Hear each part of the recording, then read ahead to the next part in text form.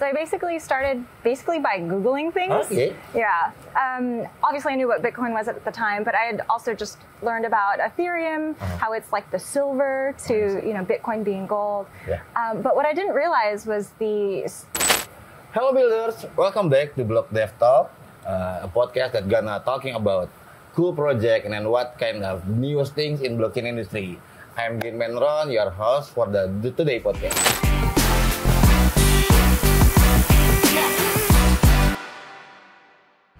So this time we having a extraordinary guest. It's like we could say it like she's a Indonesian pride, but it's actually they're working outside in globally. So our today guest is Miss Eunice Giarta. He's co-founder and from Monad. So without further ado, let me give applause for Miss Eunice.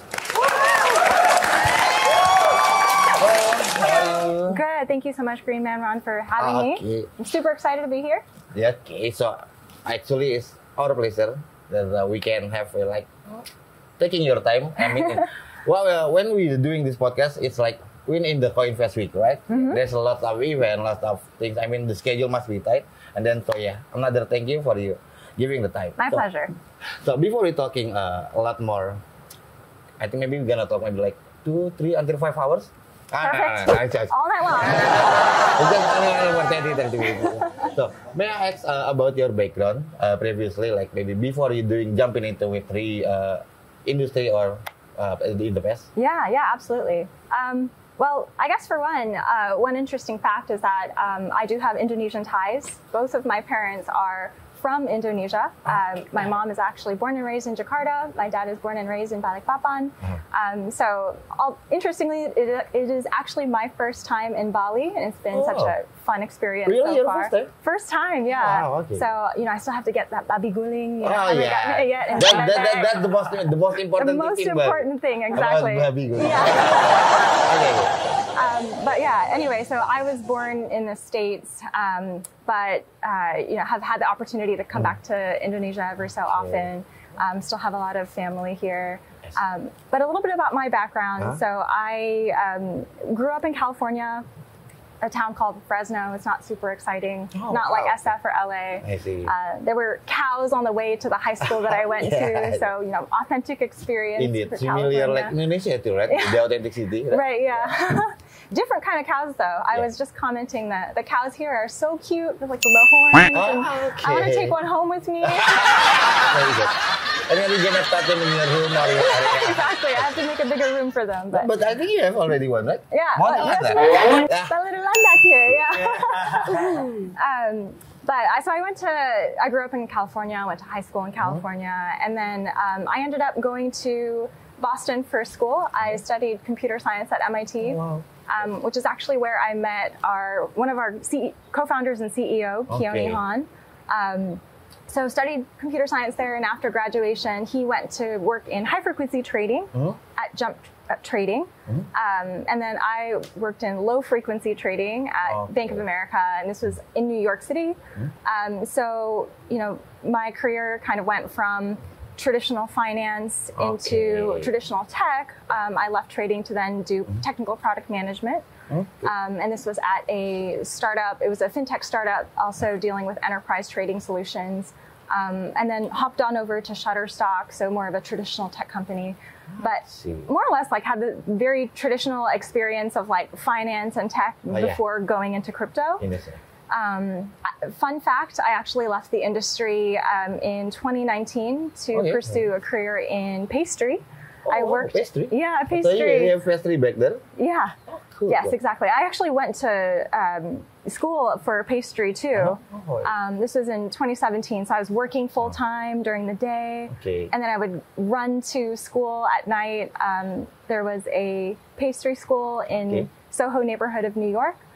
So I did that for a year of just school and work and school and work, and baking and eating a whole bunch of stuff. So I left the industry to work for a restaurant from 2019 until the pandemic hit in 2020. But then that really allowed me an opportunity to try something new and learn something new, which is where the crypto journey kind of came about. did my own research, started learning a little bit more about the Ethereum space and smart contracts and a lot of the new developments of crypto since when I had first learned about it in 2013. So in any case, I was given an opportunity to join Keone as well as James, who's our third co-founder. Okay. James and Keone both worked together at Jump Trading from 2014 all the way through 2022. So a long time together. And of course, I had known Keone since 2009, met James in 2014. So we're a co-founding team who know each other quite well, which has worked to our benefit. Nice. So yeah, we started Monad in 2022 and have been working on it ever since. And yeah, I mean, there's a lot more on our roadmap that I'm excited to share a little bit more about and share to everyone. I see. I mean, it's quite interesting background that you have. I see that you go to MIT and then you have the finance, even and all the pastry. Like I already mentioned before, like you're the co-founder, and then after the co-founder, you are the CMO, CMO, CEO, COO. COO. Yes, okay, yeah. So although really, it's just a title, you know, like it doesn't really mean anything. But I mean, in Indonesia, we call it like palu gada. So I mean, like the C level is always work anything. Any kind of thing. Exactly. You just got to slot in. You know? So, for us, for everyone, they think, okay, this is level, but in practically, like, we're doing the palu gada. Yeah, exactly. We do anything. The small things that we still have to do. Early on, I was like ordering snacks for everyone. Right? Okay, so with that, you're basic, you're more to operational, and then so the first thing starts. So you know about this blockchain industry starts from trading, right? With your friend and the rest co-founder, right? Yes. Okay. Yeah. So I actually learned about Bitcoin in maybe 2013. This was when I had just graduated from MIT, started working on a trading desk. But at the time, my impression of crypto was honestly pretty negative. I mean, right now in Indonesia, the bubble is still negative though, but it's all more or less. I mean, previously, like 2-3 years ago, or even the start jump in Indonesia is like 100% negative, but right now it's just 30% negative. Right. Yeah. Exactly. So you know, there's obviously still a lot of maybe negative aspects of the industry that we're still working through, but you know, at the time in 2013, working in a traditional finance place, and Bitcoin saying, oh, it's the alternative to gold, alternative form of currency. Everyone around me, you know, my managing director, my boss, they were like, oh, crypto is a scam, crypto is a joke. So, you know, I'm young, I'm naive, and I'm like, crypto is a scam, crypto is a joke. And then just never thought about it ever again. I see. So this was, you know, 2013 all the way to 2020, when I had a few friends who also graduated around the same time as me, from MIT, and they were starting to leave their careers. They started leaving traditional finance backgrounds, leaving traditional tech backgrounds, to then either go to VC that was focused in crypto, or starting their own companies in crypto. And so I thought to myself, okay, well, either everyone in the world has gone mad, or there's something exciting, you know, there's something that is new, and if the smartest people that I know are looking into crypto, maybe I should look into crypto too. Maybe we should just find out. So what year that you start to find out about it? Yeah, so this was in 2021. So I basically started by Googling things. Yeah. Obviously I knew what Bitcoin was at the time, but I had also just learned about Ethereum, how it's like the silver to, you know, Bitcoin being gold. But what I didn't realize was the smart contract aspect of it, where you can actually, you know, program things and actually have something that is executed really more like a computing platform. So that's what excited me, and that's what I found more interesting, more compelling. Like, wow, there's so many new use cases here. 2021 was also after DeFi summer, so obviously there were already a lot of new entrants into the space, new users, new traders, new enthusiasts, and then leading into the summer of 2021 with like NFT summer, that was a really exciting time to come into it. Interestingly enough, Keone and I were had actually planned on creating an NFT project. We never actually launched it. Oh, but you just created it. Yeah, we were like going through the motions of creating it. Like we were starting to put the smart contract together for deployment. I was working on all of the artwork, and this was when like, you know, the pixelated PFPs were popular. So like the, you know, 16 by 16 or the 32 by 32. Yeah. So, you know, during the day I was just like putting dots onto an iPad. That's quite interesting. I mean, maybe it sounds like killing time too, right? Right, yeah. And just trying to get a better understanding of the space and the culture and what people were excited about. But yeah, so through the end of 2021, I got a more holistic look into the space, learning more about the opportunities within it. So Monad started in early 22. Okay. And this was when James and Keone transitioned out of Jump Crypto. And I was also still trying to find myself and look for things. And so they offered me the opportunity to join their team. So I said, yeah, sure, why not? Let's give it a shot. And maybe I can try to help get something off the ground. And so that was basically the story. It was from like, you know, not really thinking about crypto at all to like learning a little bit more about it to saying, yes, let's go for it. Let's try it. Okay, that's quite interesting. So it's just maybe like, you already mentioned Monad started 2022, right? So it's like almost 2 years right now. Yeah. So I mean, maybe would you like to tell me, the audience, the BlockDev audience, the builder, about what is Monad? Yeah, sure. Would love to talk a little bit more about Monad. Yeah. So Monad is a new blockchain. It's EVM compatible, layer 1. And we're trying to bring extreme performance to the Ethereum virtual machine. Okay. So the fundamental thing that we're working on is technical optimizations at the very, very core levels of software and making the most out of hardware requirements. I see. So we're doing that through 4 primary optimizations. Okay. One of them is through what we call MonadDB. It's basically an entirely new database schema. Okay. And it's specific to storing and retrieving data relative to Merkle-Patricia trees, which is the data structure that the EVM uses. Yes. And then we're also using parallel execution. This might be something that's more familiar to the audience. Yes, We've been hearing it a lot. But the idea behind parallel execution is that we can, with a given ordering of transactions, we can execute more than one transaction at the same time. Yep. So hopefully making it a lot more efficient. Everything about the timestamp too, right? Yeah, exactly.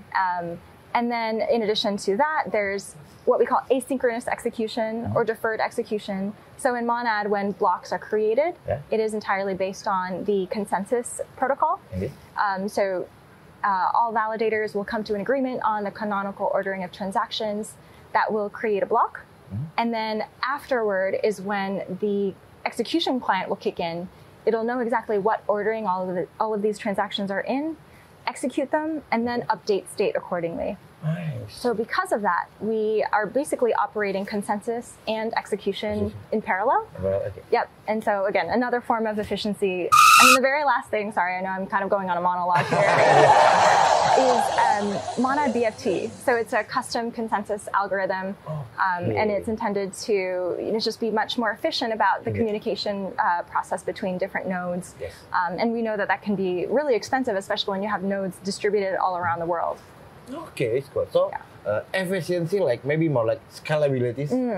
That's what you guys Monad trying to reach to the maximum efficiency. Is that right? Yeah, absolutely. Yeah, scalable, more efficient from a hardware and software level, and allowing for the software to be run, all over the world. Okay, that's cool. So, what if the language that you guys use? You saying like using EVM? Yeah. And then the language, I use the Solidity? Yes, exactly. Yeah. So developers would write their smart contracts in Solidity. And the good thing about the way that we are creating the virtual machine is that it's entirely compatible with Ethereum as is. So project teams and developers who are already writing code for, let's say, Ethereum or other EVM-related blockchains, you can literally copy and deploy code without code changes. So it's like opcode compatible. And one of the more nuanced features of this specific EVM chain.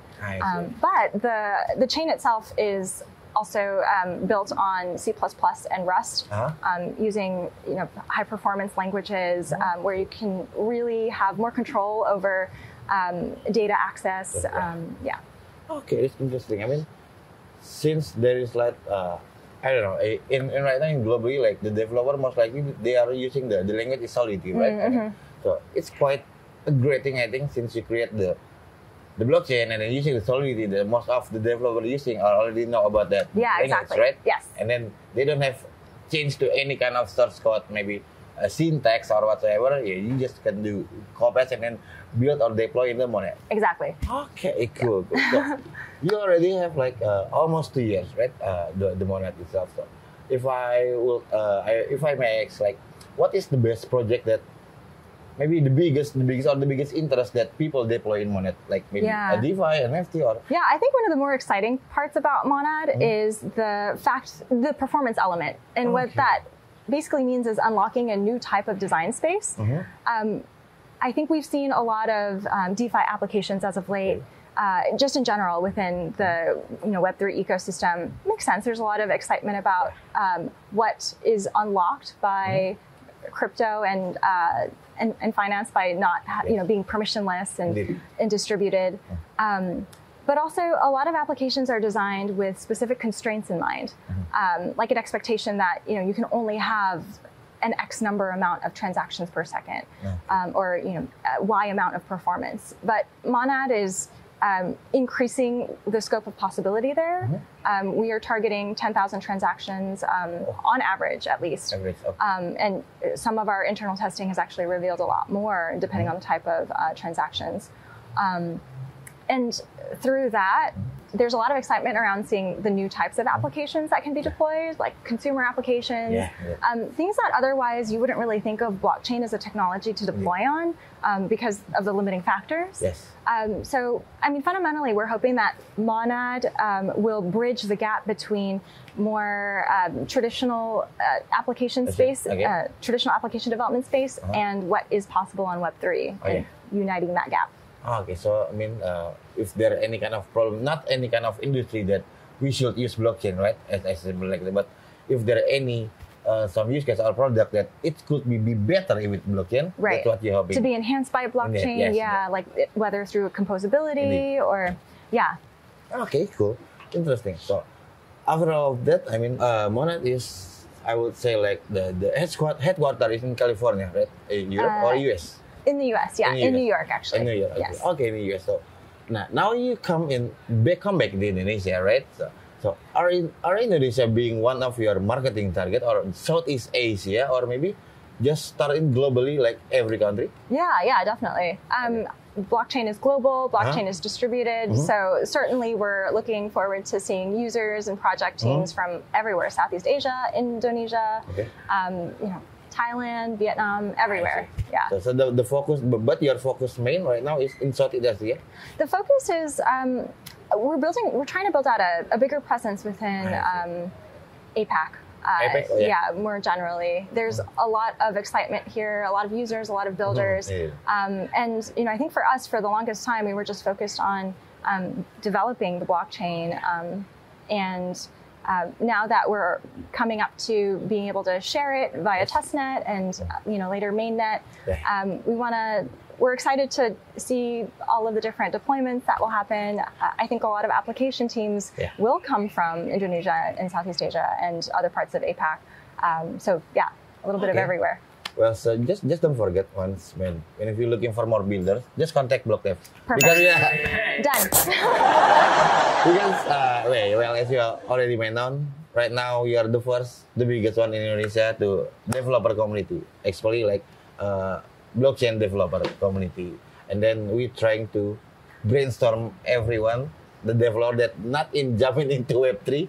You're like, come on, you can join to Web3. There's a lot of money waiting for you there. I mean the salary. First of all, I mean that's the selling point. The first one, the selling point when you are become the blockchain developer, well, you get more like 2 or 3 times for your salary, since the usual or Web 2 developer. I see. Interesting. Okay. Yeah, I mean, there's certainly a lot of opportunity in Web 3. Is, right. But the opportunity is not just for the developer. I mean, a lot of any kind of any aspect, type of contributors, distributor, business development, community. They all can work in Web 3 industry, right? Right. So, after we're talking about Monad, some of your background, I'm gonna ask you about the personal, your personality point of view, right? Sure. You learning about the blockchain itself, like in 2022, 21. Okay, and then what is your opinion or your thought about the blockchain itself, technology? Yeah. Maybe you'll share it. Yeah, I think it's been an exploration over time, especially because there's so much to learn. Even now, I'm constantly learning, and Indeed. So do I. It's like impossible to keep up, right? It's totally kind of like space, where the Big Bang, and then it just keeps expanding. So I feel like it's a little bit like that. But I mean, my thoughts on blockchain technology is that we're still very new in general. The space is very young and nascent. There's a lot of opportunity for improvement. So that's exactly what Monad is trying to do with the new design space that we're introducing, with the various technological innovations that we covered a little bit earlier in our conversation. So I think there's still a lot to be learned. We have researchers on our team that are actively looking at different areas where we can continue to optimize.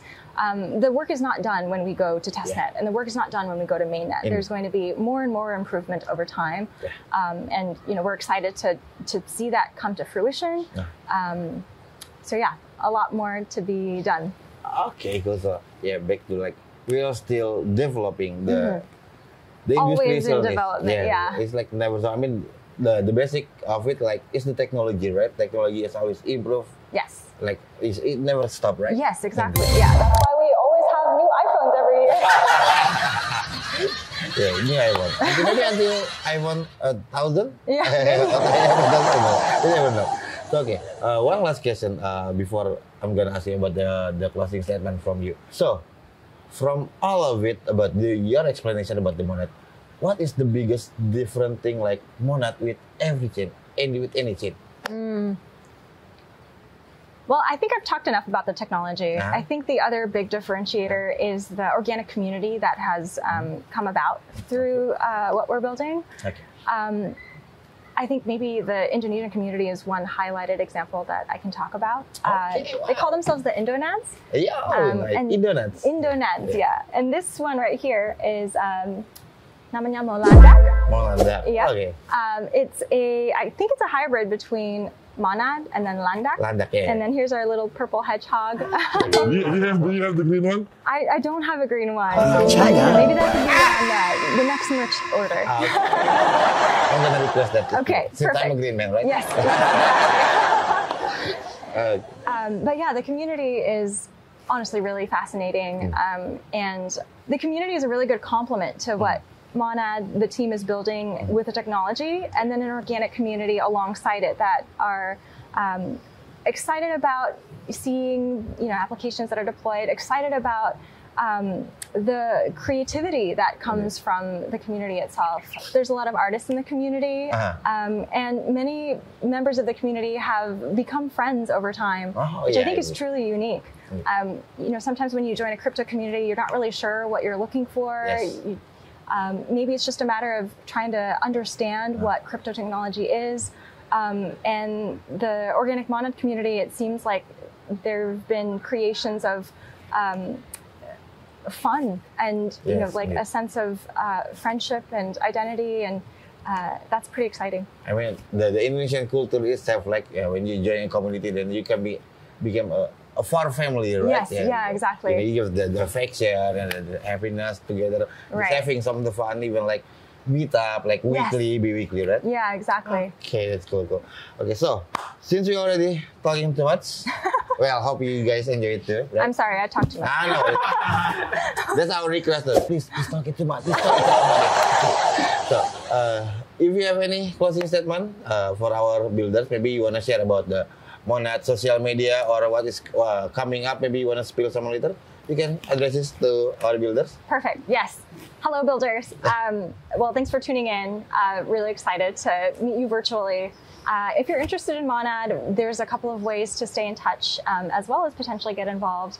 Our Twitter handle is monad_XYZ. You can also stay up to date on a couple of ecosystem announcements at monad-eco? At monad_eco? One or the other. I know it is. We're going to put it down there later. You can check it in the link. And with the testnet timeline coming up in just a couple of months, we'll have a public environment available. Okay. So open for anyone to deploy projects. Check out Monad. Take a look at the different types of performance and optimizations that you can take advantage of by deploying on Monad. So yeah, lots of excitement in the works, and we're always looking for builders.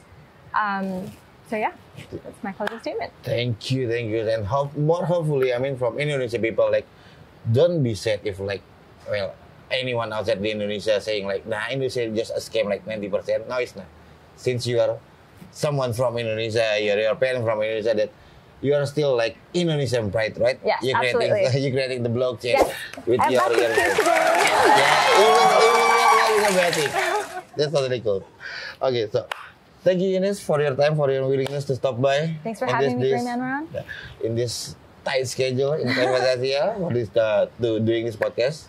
Okay, so thank you also for the builders. Don't forget to keep following BlockDevID about the latest information about the Web3 or blockchain industry, and then we can start to learn together about the blockchain fundamental and the technology in BlockDevID. You can join our website and check out our social media, and for sure to listen our podcast. So let's learn together. I'm Greenman Ron. Let's see you guys, builders. Goodbye. Thank you.